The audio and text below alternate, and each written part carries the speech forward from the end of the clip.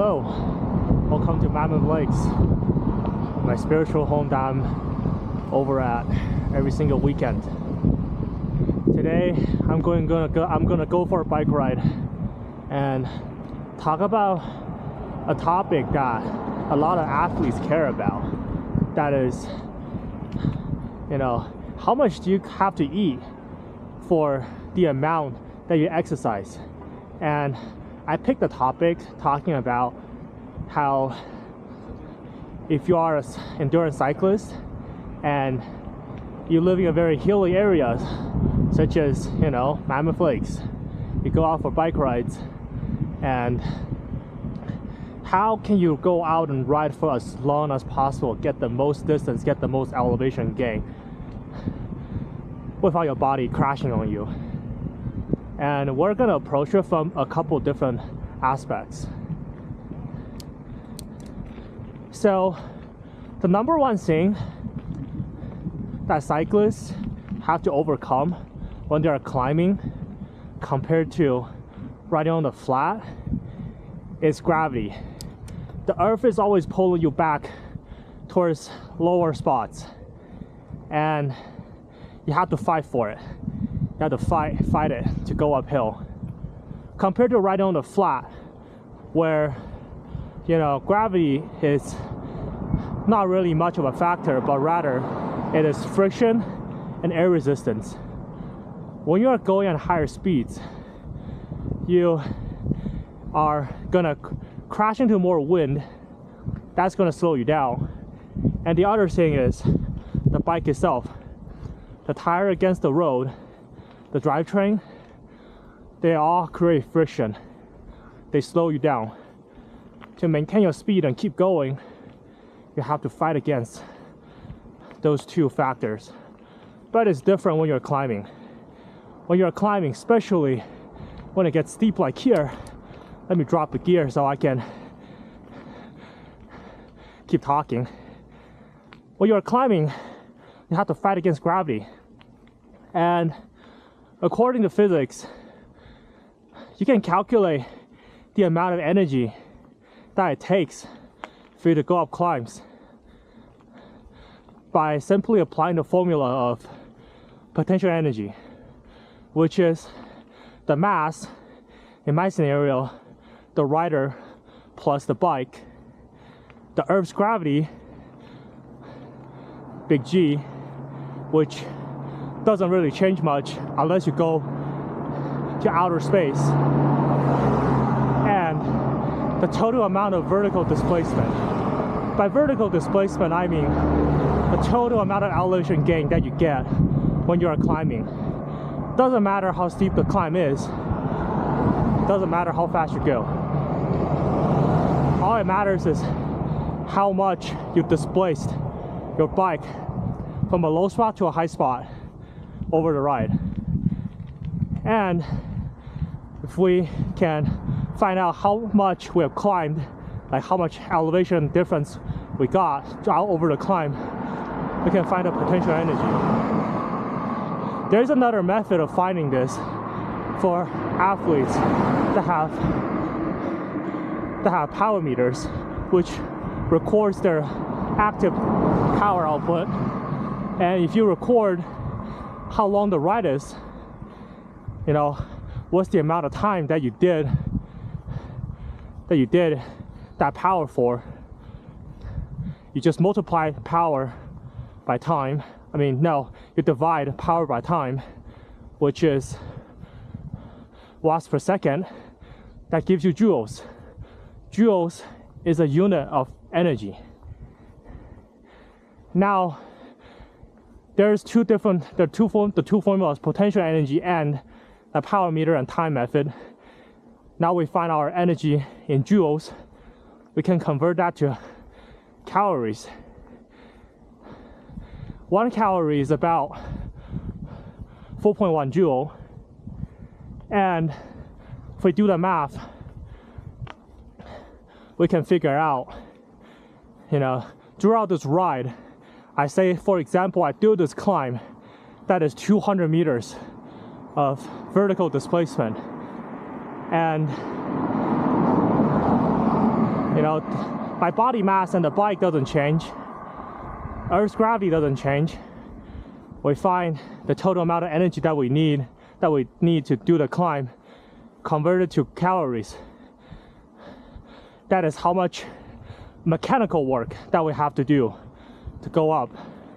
It might sound simple, yeah, you just convert mechanical work to joules, to calories, and that is how much you should eat, right? Not really. The human body also takes calories to stay alive. The average conversion rate of average cyclists is about 1 to 5. Say for example, if I burn 100 calories coming up this climb, it actually takes my body 500 calories to go up this climb. Although I only did 100 calories worth of mechanical work, it is actually 500 calories on my body. Because the human body is a terrible machine at converting calories, joules, energy into mechanical work.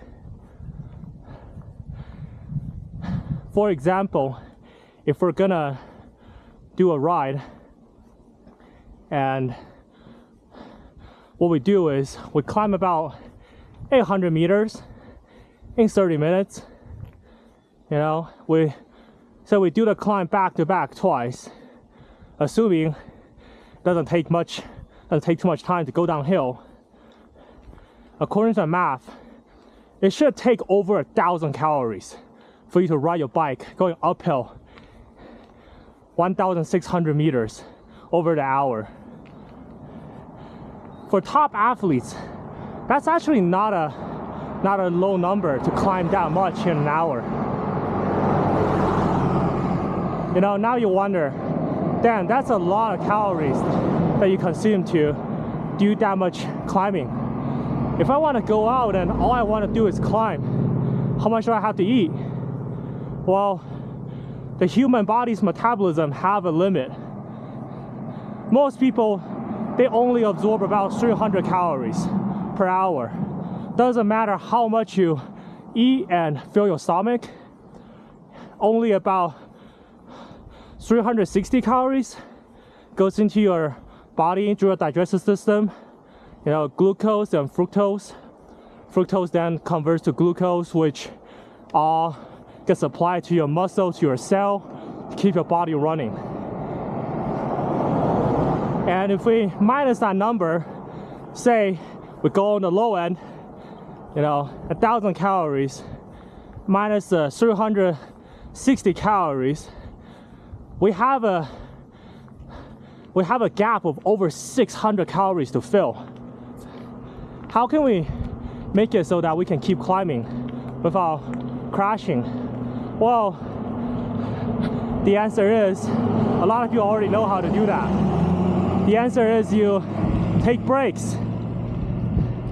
You take breaks. You control how much elevation gain you get per hour by adding in breaks. Instead of, you know, 1,600 meters of vertical in an hour, say we can add in 4 hours of break, making that 1,000 calorie over 4 hours to be about 250 calories per hour.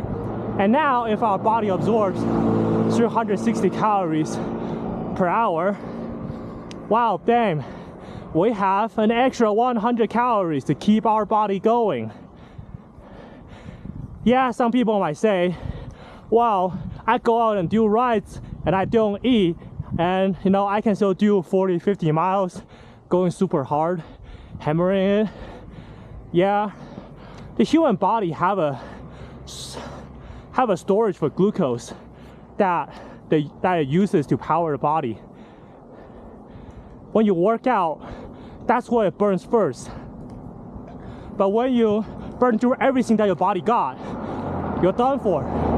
Your legs will no longer keep on pedaling, and you have to eat. Eating is really crucial for endurance cyclists, especially if you do a lot of climbing. And effective fueling only works, you know, if you are always constantly eating, getting the most that your body takes. Try to hit that 360 calories per hour gap every single hour. Doesn't matter if you're hungry or not, you just continue to eat.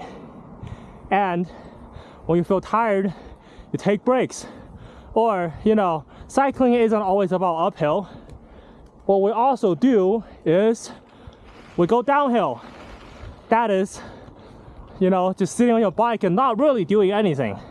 Or we can do the other part of it, you know, the flat part, riding on the flat terrain, where you're mostly only fighting against friction and air resistance. It takes a lot less calories to drive your bike when you are just riding on the flat. You mix in brakes, flat terrain, descent with climbing, and bam, if you just eat, fuel, keep eating, you can go out there and ride 60 miles, 80 miles, even 100 miles of climbing mixed in the middle. That number sounds crazy, but no, most of those with a good amount of training can complete a 100-mile ride. That is not a crazy number. So in the conclusion of my project, I want to say that, yeah, some data that I pulled are from top athletes, the guys competing in Tour de France, the best of the best on this planet. But, you know, even those guys, they are constantly eating their gel, eating their bars, just so they can keep on going on those stages that's, you know, 100 miles, over 100 miles long with climbs, everything that mixed in the middle.